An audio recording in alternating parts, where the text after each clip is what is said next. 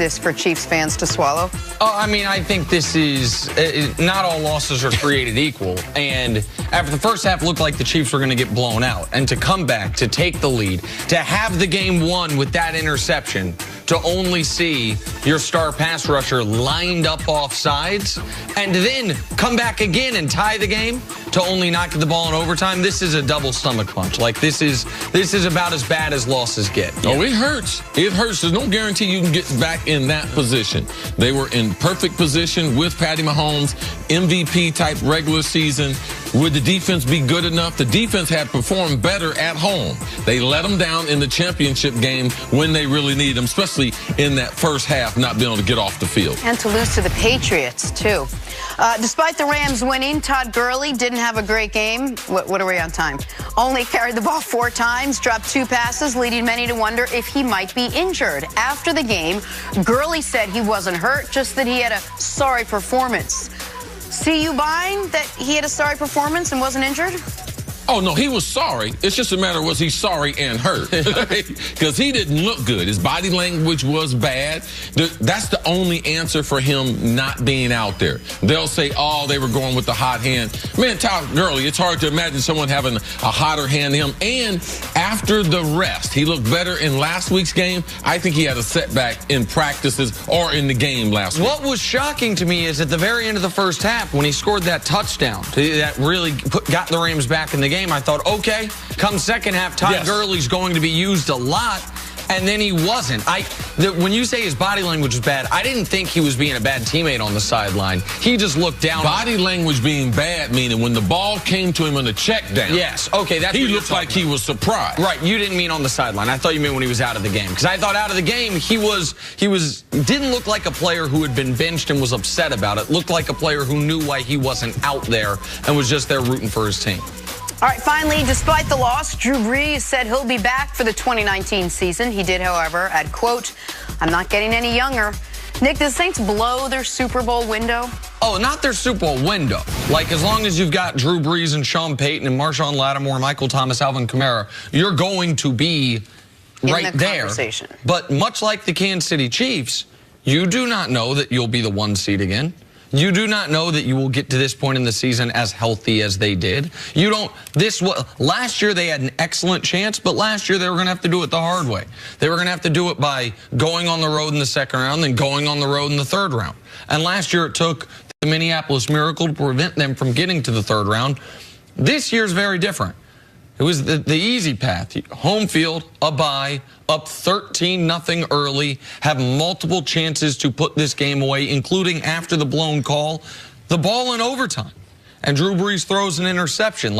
So no, their window's not closed. Their window's still open. But will they were the Super Bowl favorites 24 hours ago. Will they be the Super Bowl favorites with 4 teams left again in Drew Brees' career? The odds say probably not. They blew a tremendous opportunity, but the last month of the season, they didn't play great football. Week number 17, they rested their starters of the 4 teams that were left in the playoffs. They're the only team that really struggled in the first half of the game. Now, they did come out in the championship game and play a better football game. But this was a team, when you come down the stretch, outside of Michael Thomas and Alvin Kamara, who do they have offensively? You know why they went out and signed Dez Bryant. You know why they went out and signed Brandon Marshall. Those didn't end up working out, but they need another wide receiver, another weapon on that offense. I believe they blew a tremendous opportunity because having home field advantage, having that lead, all that momentum in the game, coming into the game shorthanded, Ben Watson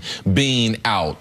Defensively, they lost the starting defensive tackle last week, blew his Achilles. So to be able to take advantage of that opportunity and not get to the Super Bowl, I believe the last 2 losses, the Miracle you mentioned and this loss right here, how could we say they're going to be better in 19 or 20? And they got to figure out what happened to the offense over the last 7 weeks of the year. In the last 7 weeks of the year, they had more games scoring 14 or fewer points than games scoring more than 24 points. Last 7 weeks of the year, they averaged fewer than 20 points per game.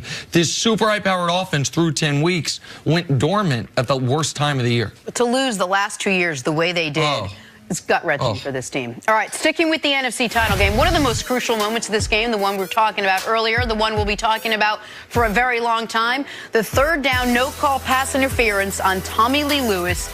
If this would have been able to take the clock down and kick a field goal as time expired, then the Saints would be going to the Super Bowl. Instead, the Saints will be watching the Super Bowl. Sean Payton was unhappy during the game and most certainly after the game. It's frustrating, just getting off the phone with the league office. They blew the call, and man, there were a lot of opportunities, though, but that call puts it 1st and 10. We're on an E3 plays, and it's a game-changing call. They said not only was it interference, it was helmet to helmet. There were 2 calls. They couldn't believe it. We go into these league meetings, and we sit as an ownership group, and we don't further evaluate the replay system. There's just too much at stake. And it's a hard job for those guys because it's happening fast. But I don't know if there was ever a more obvious pass interference call that, here it is, the NFC Championship game. So, tough one to swallow. CC, you've been around the game for a long time. In your opinion, does the NFL need to consider expanding instant replay? No. Last year we had the no catch rule. We changed that, make it more pleasing for the fans, our fan base, so we know what a catch was, so the players knew what a catch was, and typically they come after a play like this. There's too many judgmental plays that would slow down the pace of the game. The whole game, the product of the game would change if you bring these plays into review. And you'd be able to call so many pass interferences if you went to review. So Sean Payton, it's tough. I know you've talked about trying to open it up for more reviews. You think it'd make the game better. I don't believe it would make the game better. Some calls are going to be missed. You can't go to a sporting event expecting them to get all the calls, but trying to open this one up, I don't think it would enhance the game. I don't think the viewer would be as pleased when you start to see the number of stoppages you're going to have during the game. I 100% agree with you. Anyone that's going to go on television or radio, newspaper today and say they need to expand instant replay, they should not be allowed to say just that. Tell me specifically what you're saying. You should be able to challenge flags. Well, there wasn't a flag there. Oh, so you should be able to challenge non-calls. Okay, good luck with that.